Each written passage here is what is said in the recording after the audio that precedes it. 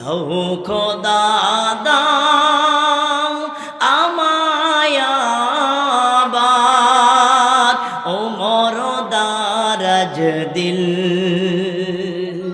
দাও আলীর মতো বীর সেনানী আলীর মতো বীর সেনানী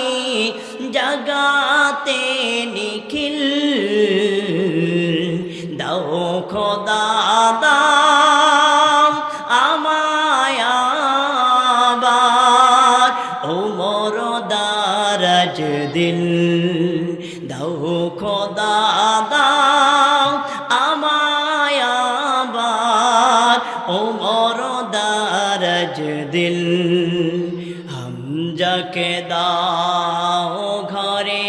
ঘরে জীবন দিতে অকাতরে হামজাকে দাও ঘরে ঘরে জীবন দিতে অকাতরে আমার কাবা ভাঙতে এলে পাঠাওয়া বাবিল দাও খোদা দাও আমায় আবার ওমর দারাজ দিল। আলহামদুলিল্লাহ রাব্বিল আলামিন। সাতানি শেখপাড়া মদিনাতুল উলুম হাফিজিয়া মাদ্রাসা কর্তৃক আয়োজিত